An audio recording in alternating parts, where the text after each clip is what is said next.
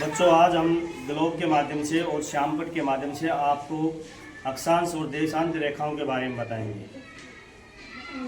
अक्षांश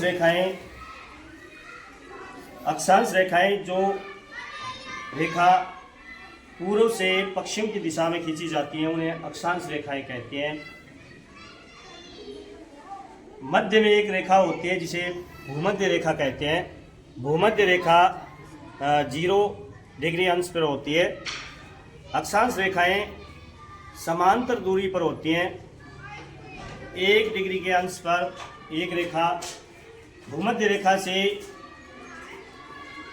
उत्तरी गोलार्ध की तरफ 90 रेखाएं, इसी प्रकार से दक्षिणी गोलार्ध की तरफ 90 रेखाएं।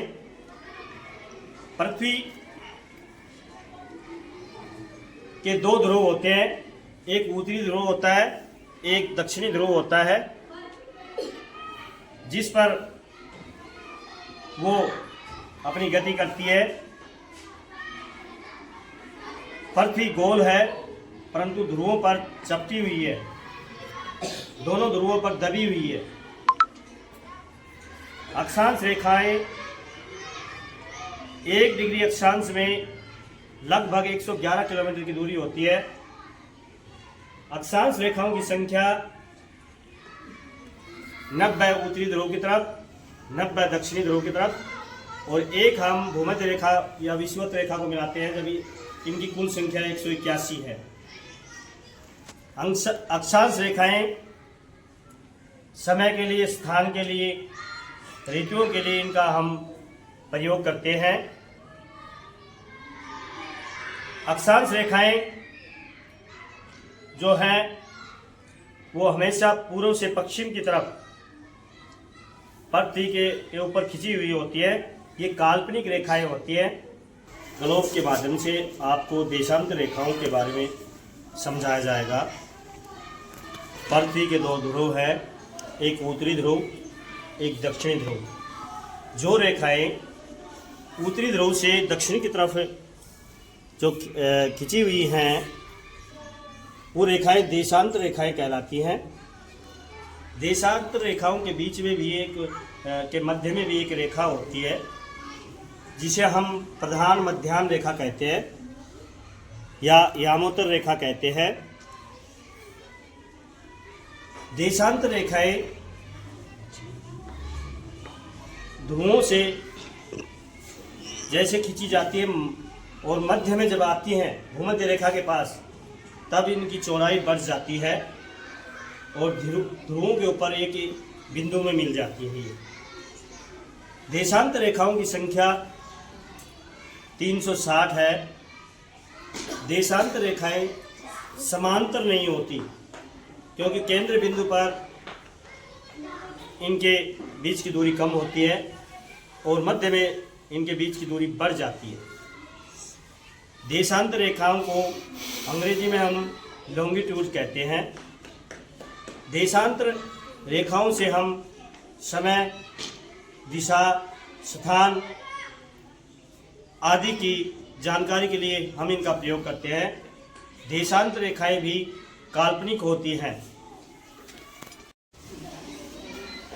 बच्चों, श्यामपट्ट के माध्यम से आपको अक्षांश और देशांत रेखाओं के बारे में समझाया जाएगा। पृथ्वी गोल है परंतु जो ध्रुव हैं उनके ऊपर चपटी है। पृथ्वी के 2 ध्रुव होते हैं, एक उत्तरी ध्रुव, एक दक्षिणी ध्रुव। बीच के अंदर एक रेखा होती है जो 0 डिग्री अक्षांश पर होती है जिसे हम भूमध्य रेखा या विषुवत रेखा भी कहते हैं। अक्षांश जो रेखाएं हैं वो सभी काल्पनिक होती हैं। अक्षांश रेखाएं हैं वो हमेशा पूर्व से पश्चिम की तरफ खींची जाती हैं। अक्षांश रेखाएं समांतर होती हैं जो समान दूरी पर होती हैं।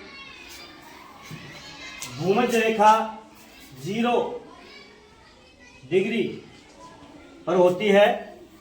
0 डिग्री से उत्तरी गोलार्ध की तरफ 90 रेखाएं होती हैं।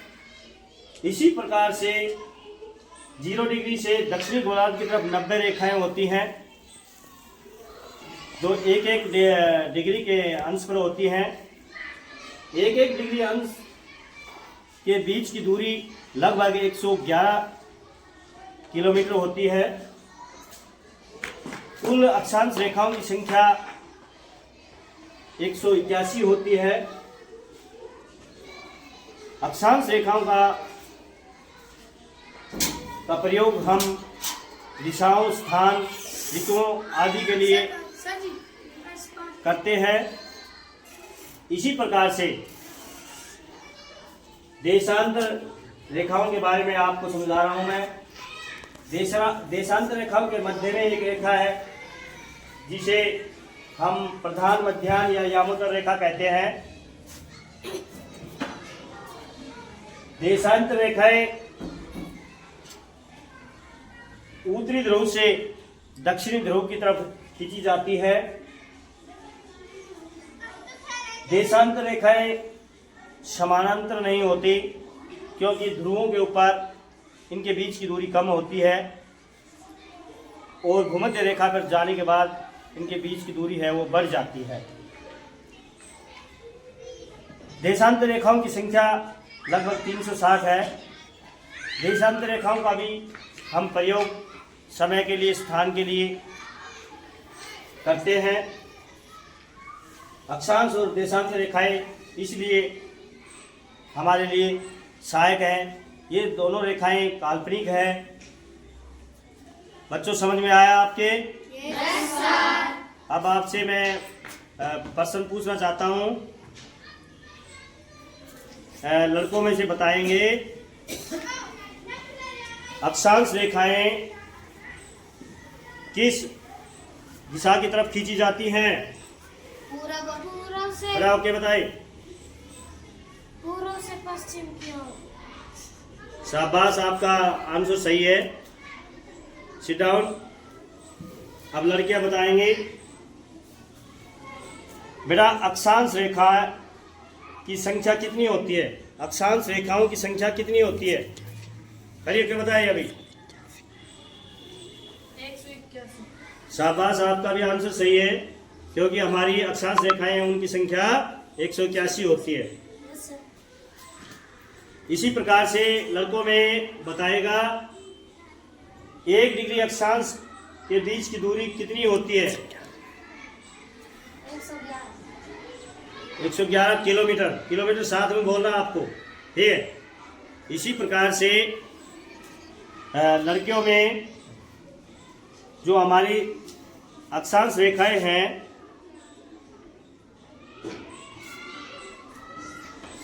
अक्षांश रेखाओं में आपको ये बताना है भाई, ये समानांतर है या समानांतर नहीं है?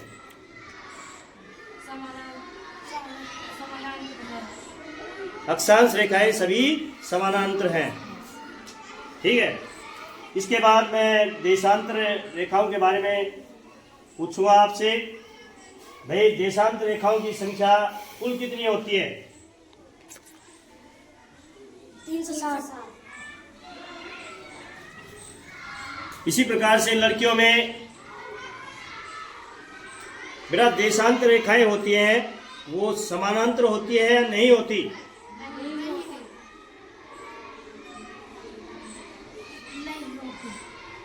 ठीक है, आपका भी सही है। और कोई बच्चा बेटा देशांतर रेखाएं किस ध्रुव से किस ध्रुव की तरफ खींची जाती हैं?